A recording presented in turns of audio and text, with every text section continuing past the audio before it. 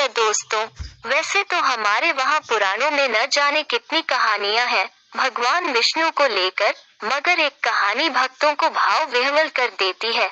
आइए जाने यह कहानी क्या है। उज्जैन। धर्म ग्रंथों के अनुसार महर्षि भृगु ब्रह्मा जी के मानस पुत्र हैं। उनकी पत्नी का नाम ख्याति था जो दक्ष की पुत्री है। महर्षि भृगु सप्तर्षिमंडल के एक ऋषि हैं। सावन और भाद्रपद में वे भगवान सूर्य के रथ पर सवार रहते हैं।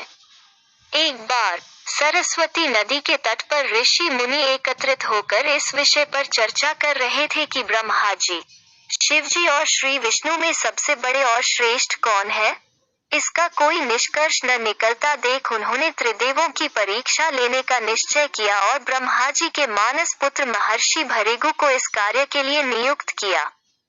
महर्षि भृगु सर्वप्रथम ब्रह्मा जी के पास गए। उन्होंने न तो प्रणाम किया और न ही उनकी स्तुति की। यह देख ब्रह्मा जी क्रोधित हो गए। क्रोध की अधिकता से उनका मुख लाल हो गया, लेकिन फिर यह सोचकर कि ये उनके पुत्र हैं, उन्होंने हृदय में उठे क्रोध के आवेग को विवेक बुद्धि में दबा लिया। वहां से महर्षि भृगु कैलाश गए। देवाधिदेव भगवान महादेव ने देखा कि भृगु आ रहे हैं तो वे प्रसन्न होकर अपने आसन से उठे और उनका आलिंगन करने के लिए भुजाएं फैला दी, किंतु उनकी परीक्षा लेने के लिए भृगु मुनि उनका आलिंगन अस्वीकार करते हुए बोले, महादेव, आप सदा वेदों और धर्म की मर्यादा का उल्लंघन करते हैं।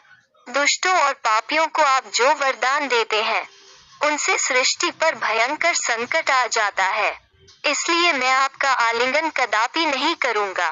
उनकी बात सुनकर भगवान शिव क्रोध से तिलमिला उठे।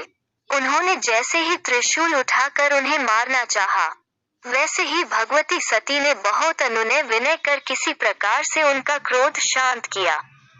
इसके बाद भृगु मुनि वैकुंठ लोक गए। उस समय भगवान श्री विष्णु देवी लक्ष्मी की गोद में सिर रखकर लेटे थे। भृगु ने जाते ही उनके वक्ष पर एक तेज लात मारी। भक्त वत्सल भगवान विष्णु शीघ्र ही अपने आसन से उठ खड़े हुए और उन्हें प्रणाम करके उनके चरण सहलाते हुए बोले, भगवान, आपके पैर पर चोट तो नहीं लगी? कृपया इस आसन पर विश्राम कीजिए।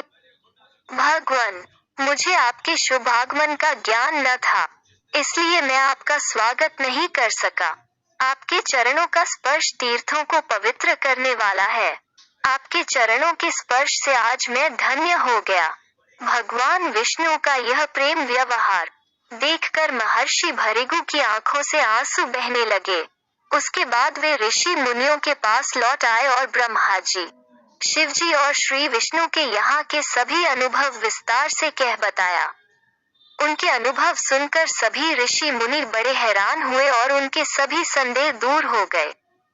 तभी से वे भगवान विष्णु को सर्वश्रेष्ठ मानकर उनकी पूजा अर्चना करने लगे।